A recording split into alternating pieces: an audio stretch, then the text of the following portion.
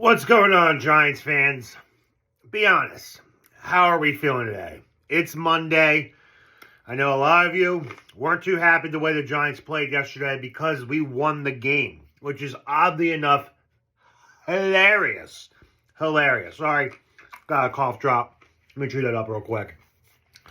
You guys, I'm not saying all of you, at least the fans that I know that hate Daniel Jones, hate the Giants way, they were very pissed that the Giants won yesterday. Now, I'll be honest, it's not like I'm thrilled that we won. Was I happy? Sure, why not?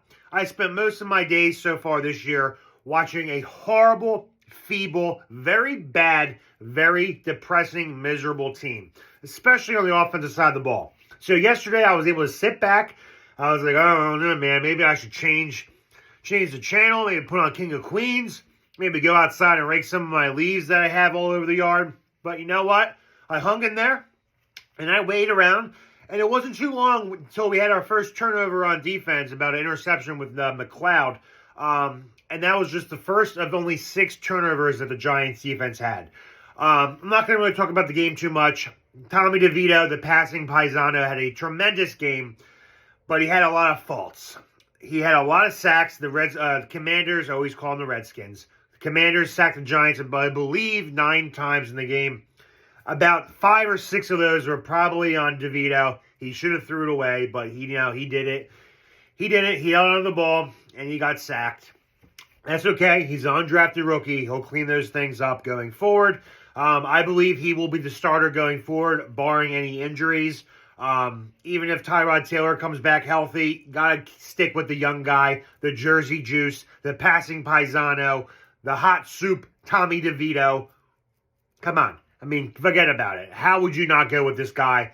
Born and raised in New Jersey, went to Don Bosco Prep, lived 9 miles from MetLife Stadium. It's a total crowd pleaser, and it gives us Giants fans a glimmer of hope, something to latch onto this horrible season that it takes us through the winter months, and we can just root for something to happen. Besides the rookies developing, besides seeing how good Andrew Thomas can be, besides seeing how many tackles Bobby Okereke has in a season, he has 105 right now, which is amazing for only week 11. It's nice to root for someone that is trying. Yesterday, I saw Tommy DeVito yell at his O-lineman. Something I haven't seen since the Kerry Collins days. The Vaca Collins days. Eli Manning never yelled at his O-lineman. Daniel Jones, same way. Tommy DeVito got in their face and said, let's fucking go. Snap the fucking ball. And that is called Jersey Juice. Jersey Juice. Tommy DeVito. Pick up a can today. He should be in a commercial. Anyway, I get it. You guys want us to tank. I'm sorry. Part of me does.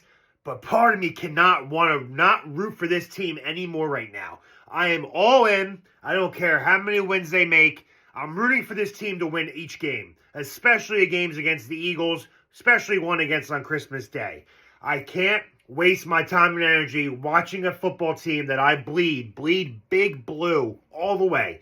I cannot every Sunday, Monday, Saturday, Friday, Tuesday, Thursday, whatever fucking time they play. Seems like NFL games are on every fucking day now.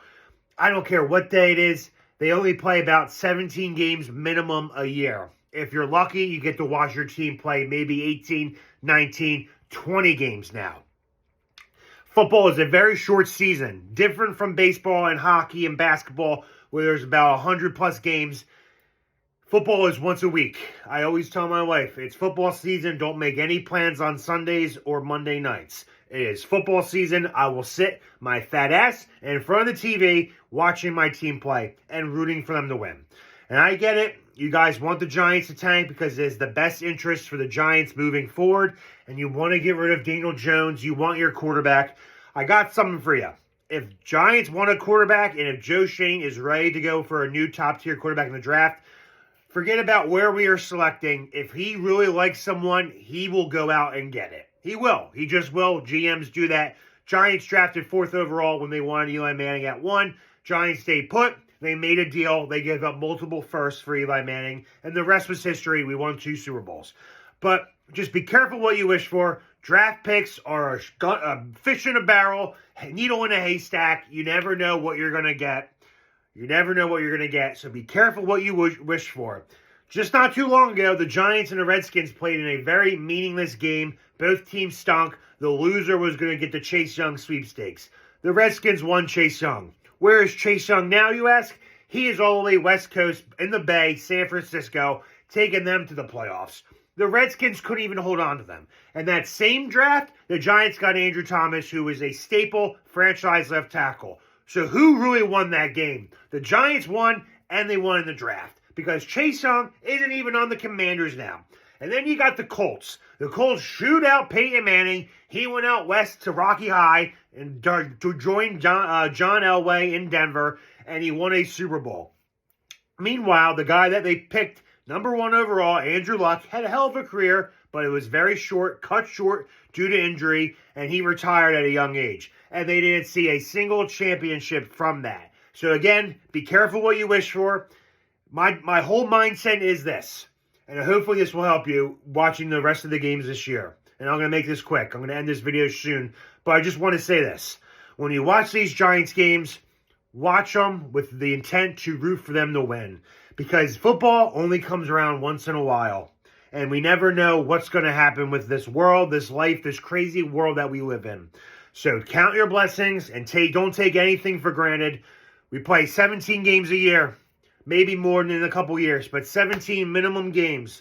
Once a week we play. Enjoy each game as much as you possibly can, and you never root for them to lose. You draft where you may choose.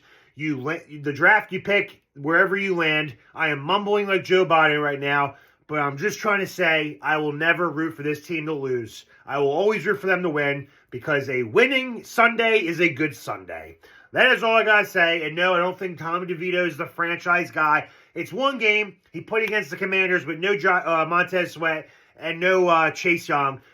Jack Del Rio is a horrible defensive coordinator. Riverboat Ron should be fired. The Commanders are just an embarrassment poverty franchise right now.